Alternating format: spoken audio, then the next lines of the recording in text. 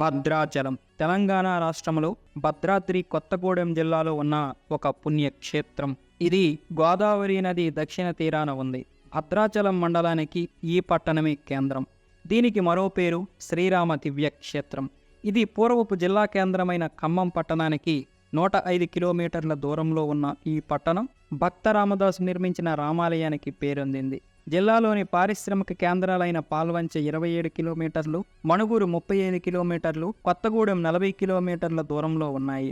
భద్రాచలం తప్ప మిగిలిన పుణ్యక్షేత్రాలన్నీ పోలవరం ముంపు ప్రాంతాలుగా మారాయి. భద్రాచలం రెవెన్యూ డివిజన్ మొదట తూర్పుగోదావరి జిల్లాలో భాగంగా ఉండేది.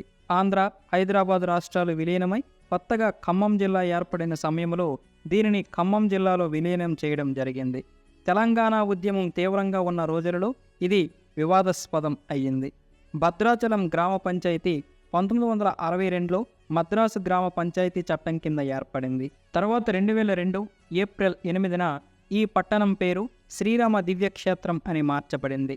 ఆ తర్వాత హర్షభద్రాచలం టౌన్షిప్గా, తర్వాత మున్సిపాలిటీగా ఎదిగినప్పటికీ మళ్ళీ దీనిని యాక్ట్ 1/70 ప్రకారం గ్రామ పంచాయతీగా మార్చడం జరిగింది.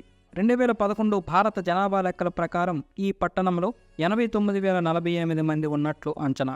పూర్వం భద్రుడు అనే భక్తుడు శ్రీరాముడికి తపస్సు చేసి తను ఒక కొండగా మారి తనపై శ్రీరాముడు వెలసే విధంగా వరము పొందాడు అంటారు. ఆ కొండకు భద్రుడు పేరు మీద భద్రగిరి అనే పేరు వచ్చింది. తర్వాత కాలంలో ఆ పట్టణానికి భద్రాచలం అనే పేరు స్థిరమైంది. భద్ర ప్లస్ అచలం, ఆ విధంగా భద్రాచలంగా దీనికి పేరు మార్చారు. ఈ గ్రామ చరిత్ర చూసినట్లయితే రాష్ట్ర పునర్విభజన చట్టం ప్రకారం పోలవరం ముంపు మండలాలతో పాటు ఆయా గ్రామాలను తెలంగాణ నుంచి ఆంధ్రప్రదేశ్లోకి విలీనం చేస్తూ ప్రభుత్వం ఒక ప్రకటన విడుదల చేసింది.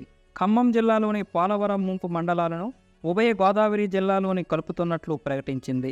రాష్ట్ర విభజన నేపథ్యంలో పోలవరం ప్రాజెక్టు వల్ల ముంపునకు గురయ్యే ప్రాంతాలను ఆంధ్రప్రదేశ్లోకి బదలాయించేందుకు పునర్విభజన చట్టంలోని సెక్షన్ 3లో పేర్కొన్నారు.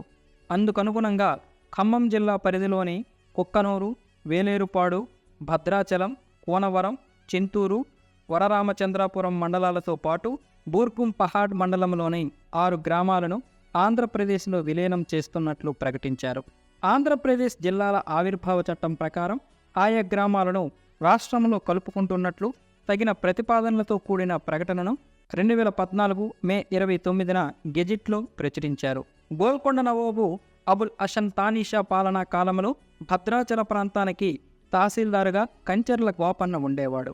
ఇక్కడికి సమీపంలోని నేలకొండపల్లి గ్రామానికి చెందిన గోపన్న శ్రీరామ భక్తుడు.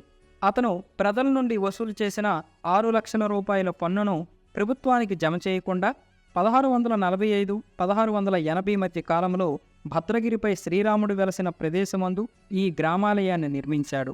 దేవునికి రకరకాల నగలు, చింతాకు పథకం, పచ్చల పథకం మొదలైనవి చేయించాడు. ఆ సొమ్ము విషయంపై తానీషా గోపన్నను గోల్కొండ కోటలో బంధించగా ఆ చెరసాల నుండి తనను విముక్తి చేయమని రాముణ్ణి ప్రార్థించాడు. ఆ సందర్భంలో రామునిపై పాటలు రచించి తానే పాడాడు. ఇవే రామదాసు కీర్తనలుగా ప్రసిద్ధి చెందాయి. గోపన్న కీర్తనలకు కరిగిపోయిన రాముడు దేవాలయ నిర్మాణానికి ఉపయోగించిన ప్రభుత్వ సొమ్మును తానీషాకు చెల్లించి గోపన్నకు చెరసాల నుండి విముక్తి ప్రసాదించాడని చరిత్ర చెబుతుంది. ఆ విధంగా కంచెర్ల గోపన్నకు రామదాసు అనే పేరు వచ్చింది. దేవాలయమందు సీత, లక్ష్మణ, హనుమంతు సమేతంగా శ్రీరామచంద్రుడు ఇక్కడ ఆత్మారాముని రూపంలో కొలువుతీరి ఉన్నాడు. సీత రాముని తొడపై కూర్చొని ఉన్నట్లు ఇక్కడ విగ్రహాలు చెక్కబడి ఉన్నాయి. మరే దేవస్థానంలోనూ లేని ప్రత్యేకత ఇది. ప్రతి సంవత్సరం శ్రీరామనవమికి వైభవంగా జరిగే సీతారామ కళ్యాణ ఉత్సవానికి అశేష ప్రజానికం వస్తారు. రాష్ట్ర ప్రభుత్వం ఈ కళ్యాణోత్సవానికి ముత్యపు తలంబ్రాలు, పట్టు వస్త్రాలు పంపించడం సాంప్రదాయం.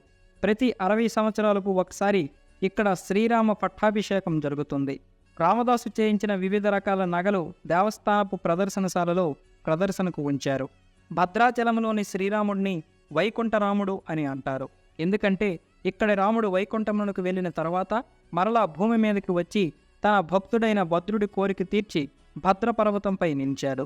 భద్రాచలం యాత్రాస్థలం కావడంతో రాష్ట్రంలోని వివిధ ప్రాంతాలతో రోడ్డు రవాణా సౌకర్యం బాగా ఉంది. హైదరాబాద్ నుండి ఖమ్మం, కొత్తగూడెం మీదుగా, విజయవాడ నుండి కొత్తగూడెం మీదుగా రాజమండ్రి నుండి మోతిగూడెం మీదుగా, విశాఖపట్నం నుండి సీలేరు, చింతపల్లి మీదుగా, వరంగల్ నుండి మహబూబాబాద్, ఇల్లందు మీదుగా రోడ్డు మార్గాలు, బస్సు సౌకర్యాలు ఉన్నాయి. భద్రాచలం రెవెన్యూ డివిజన్ కేంద్రమైనా కూడా రైలు సౌకర్యం మాత్రం లేదు. ఇక్కడికి 35 కిలోమీటర్ల దూరంలోని కొత్తగూడెంలో ఉన్న భద్రాచలం రోడ్డు స్టేషను అతి దగ్గరలోని రైల్వే స్టేషన్.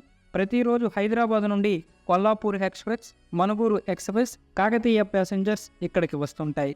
మనుగూరు, విజయవాడ నుండి ఒకటి, రామగుండం నుండి ఒక రైలు ఈ స్టేషన్కి వచ్చిపోతాయి.